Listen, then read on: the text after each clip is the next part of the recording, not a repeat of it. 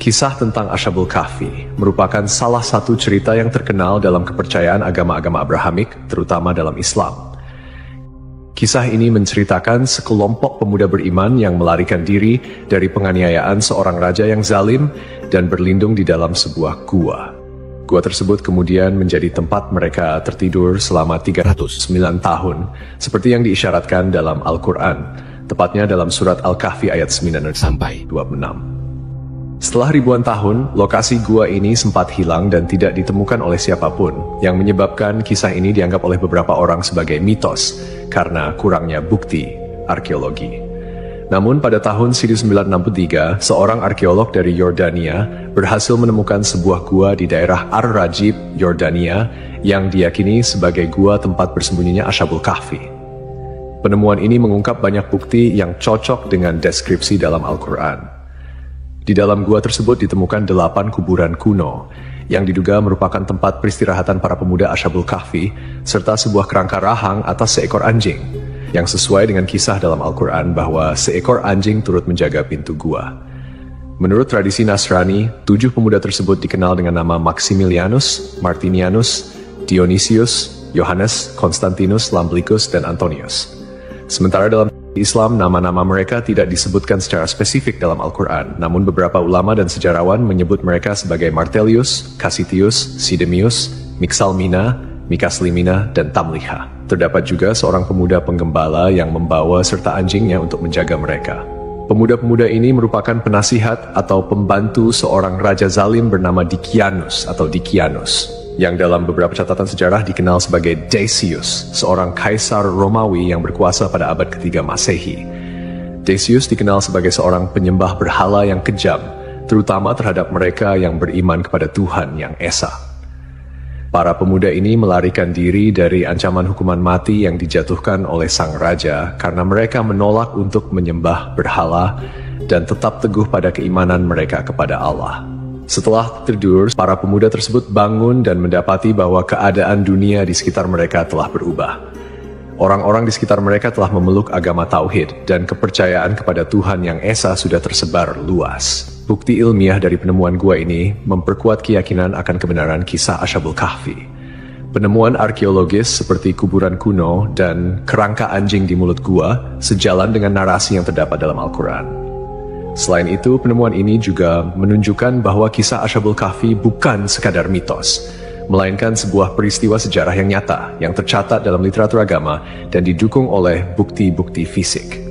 Dalam Al-Quran, Allah Subhanahu wa Ta'ala berfirman mengenai jumlah mereka dalam surat Al-Kahfi ayat 22. Nanti ada orang yang akan mengatakan jumlah mereka adalah 3 orang, yang keempat adalah anjingnya, dan yang lain mengatakan mereka itu 5 orang, yang keenam adalah anjingnya sebagai terkaan terhadap barang yang gaib.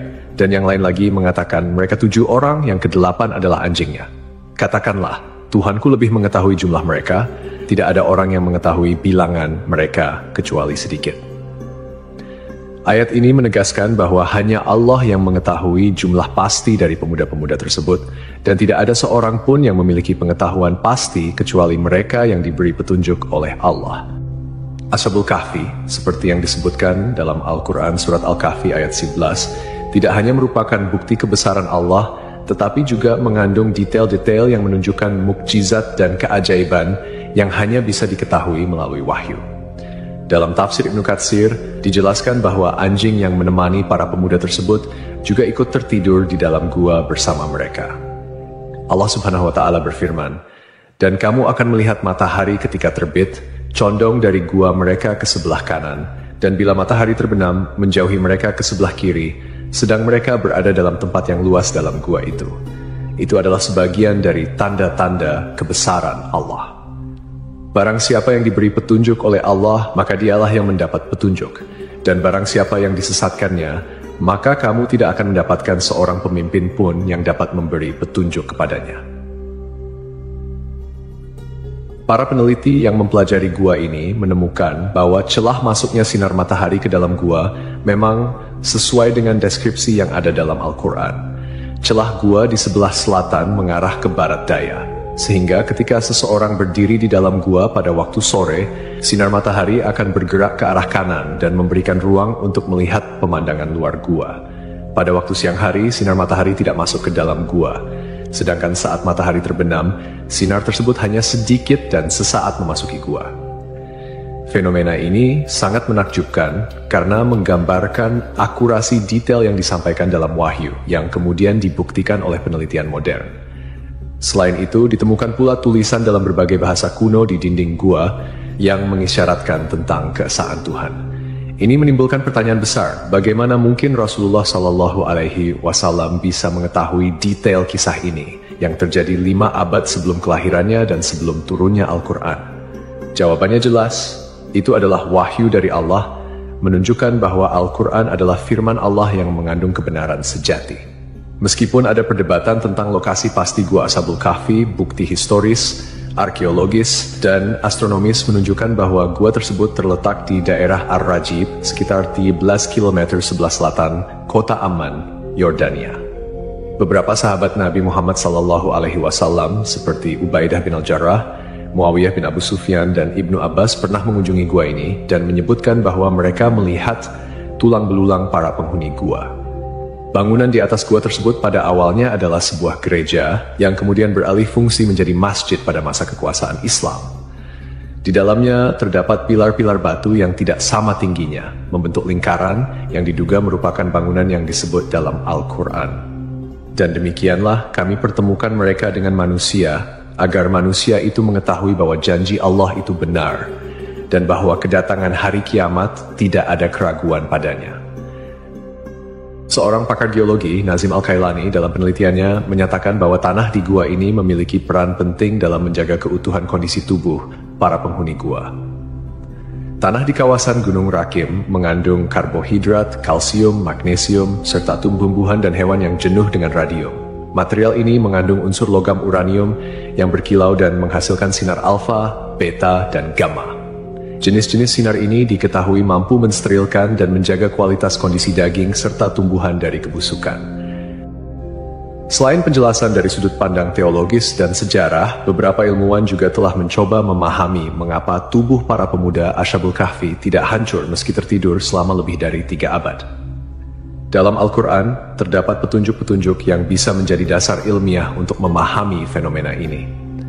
Allah Subhanahu wa Ta'ala berfirman dalam surat Al-Kahfi ayat 15, "Dan kamu mengira mereka itu bangun, padahal mereka tidur, dan kami bolak-balikkan mereka ke kanan dan kiri, sedang anjing mereka menjulurkan kedua lengannya di depan pintu gua." Surat Al-Kahfi. Dari ayat ini terdapat beberapa pelajaran yang bisa kita ambil, terutama terkait dengan bagaimana Allah menjaga tubuh para pemuda Ashabul Kahfi selama mereka tertidur. Salah satu cara yang dilakukan Allah adalah dengan membolak-balikan tubuh mereka, sehingga menghindari terjadinya ulcus decubitus atau pressure ulcer, yaitu luka yang disebabkan oleh tekanan berkelanjutan pada satu bagian tubuh. Jika seseorang berbaring dalam satu posisi dalam waktu yang sangat lama, aliran darah ke bagian tersebut bisa terhambat, yang akhirnya menyebabkan kerusakan jaringan karena kekurangan oksigen dan nutrisi. Dengan memutar posisi mereka secara berkala, Allah menjaga integritas tubuh mereka. Ibnu Katsir, seorang mufasir terkenal, juga menjelaskan dalam tafsirnya mengenai surat Al-Kahfi ayat 11 bahwa Allah dengan hikmahnya menjaga para pemuda ini dari sinar matahari yang berlebihan. Sinar matahari pagi yang lembut memberikan kehangatan dan sinar yang cukup untuk menjaga kondisi tubuh mereka tanpa menyebabkan kerusakan kulit akibat paparan sinar matahari yang terlalu lama. Ini sesuai dengan pengetahuan medis modern, First, yang menyatakan bahwa paparan sinar ultraviolet dari matahari dalam jumlah yang cukup penting untuk sintesis vitamin D dalam tubuh. Vitamin D berperan penting dalam metabolisme kalsium, yang penting untuk kesehatan tulang, sistem kekebalan tubuh, serta fungsi otot dan saraf. Namun, paparan sinar matahari yang berlebihan bisa merusak kulit dan menyebabkan penyakit.